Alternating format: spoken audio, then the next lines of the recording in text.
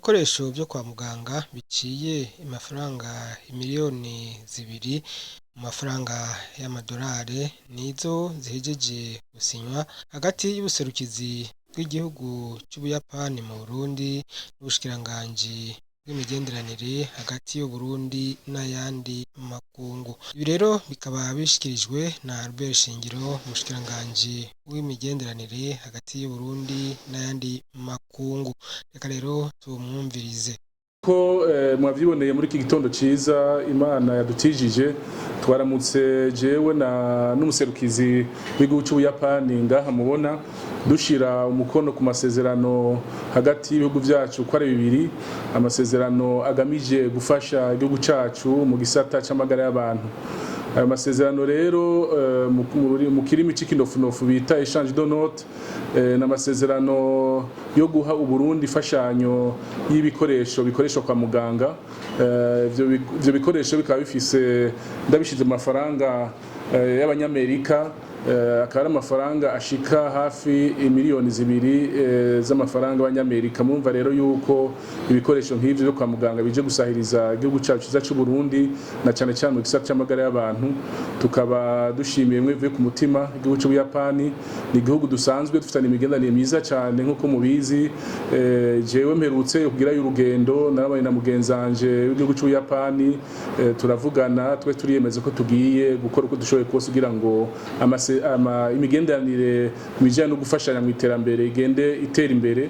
Twariyemeje yuko nk'ibisata byo kwa muganga, ibisata by'inyigisho, ibisata byo gutwara abantu n'ibintu, ibisata by'uburimyi, ivyo bagiye kubishiramo ingufu cyane kugira ngo bashike kuza baradufasha kugira ngo dushobore natwe kwiteza imbere. Mugabo rero nkuko mubizi ibintu by'ifashanyo nta gihugu cicana nama nabivuze, natwe burya turafite icyo tubafasha, turabafasha cyane cyane mu mashiramwe mpuzamakungu nka ONU n'ahandi kugira ngo tuze turashigikira abantu babo bashaka kwitoza cyangwa imigambi yabo bashaka kurenganisha mu bisata bimwe bitandukanye mu shirahamwe mpuzamakungu ONU. Murumva rero ko ari ugufashanya, ntabwo ari kimwe gifasha ikindi kaguma cicaye. Nkaba nongeye kubashimira, murakoze. Mboneho nakanya ko kumusezera kuko aramutse arangiza ikiringo ciwe cyo guserukira igihugu cy'Ubuyapani mu Burundi. Arahejeje, azogenda mwino misi ase mu gihugu ciwe. Twomusaba yuko hazoja hose azogenda avuga Burundi neza, abubere umuserukizi kandi hazoba ari hose.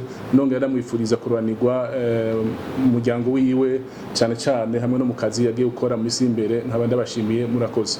Nawe userukira igihugu cy'Ubuyapani mu Burundi avuga ko rero izo mfashanyo z'ibikoresho byo kwa muganga bizokora mu ntara ya Bujumbura. Nawe nyene tumwumvirize, yabishikirije mu rurimi rw'igifaransa.